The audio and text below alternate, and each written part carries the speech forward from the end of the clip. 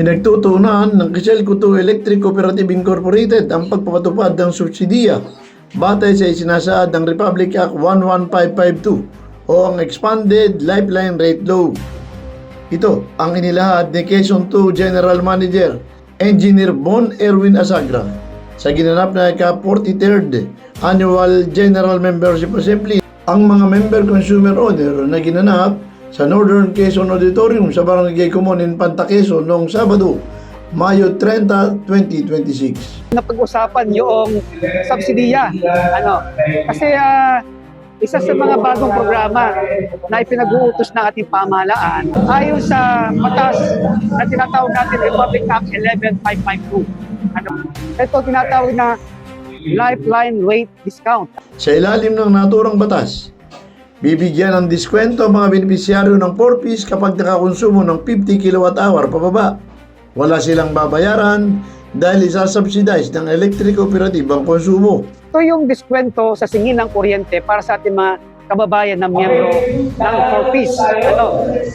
Kapag ang ating kababayang 4-piece ay nakakonsumo ng kuryente ng hanggang 50 kWh pababa, ito po ay libre. Ito po ay 100% na subsidized at walang babayaran ang ating po mga kababayang 4-piece. Ayon kay GM Asagra, programa ito ng pamahalaan sa pagitan ng Department of Energy, Department of Social Welfare and Development at Energy Regulatory Commission ng mga electric cooperative at private electric companies tulad ng Meralco. Programa inuutos natin pamahalaan sa pagitan ng Department of Energy, ng DSWD, ng Energy Regulatory Commission, at saka po ng mga electric cooperatives sa buong bansa, even private electric company like Meralco. Umani naman ang samot-saring reaksyon ang gagawing pagbibigyan ng subsidiya para sa mga 4-piece. Dahil ayon sa kanila, paano naman ang mga hindi member ng 4-piece na karamihan ay mga CMO subalit walang tatanggapin na subsidiya? Paliwanag ni GM Asagra na malaking pakinabang umano ito para sa mga 4-piece.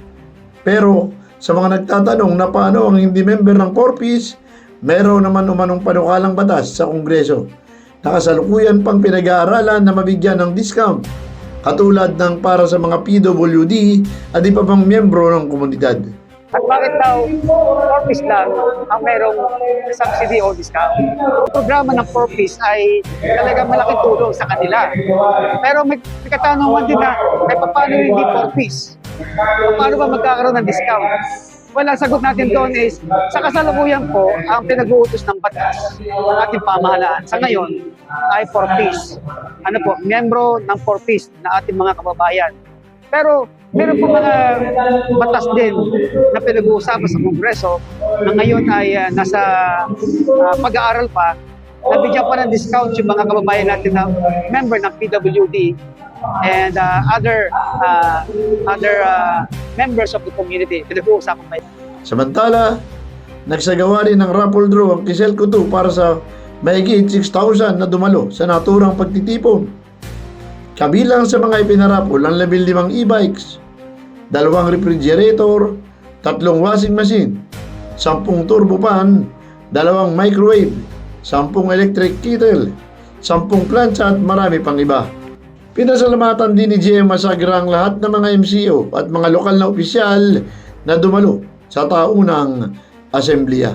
Maraming salamat po sa ating mga member, consumer owners na nagbigay ng oras at nagsidalo sa ating pong 43rd AGMA. Salamat din po sa mga pinuno ng ating bayan na nagbigay ng oras upang magbigay ng mensahe sa ating mga MCOs. Hayaan niyo po at patuloy po na nagsisikap ang ating pong tanggapan ng Quezon Coto upang mapabuti pa, mapalawak ang ating serbisyo sa ating taong bayan. Felix Tambongco, The Observer News, DWRB 103.9 News FM. Ikaw ang una.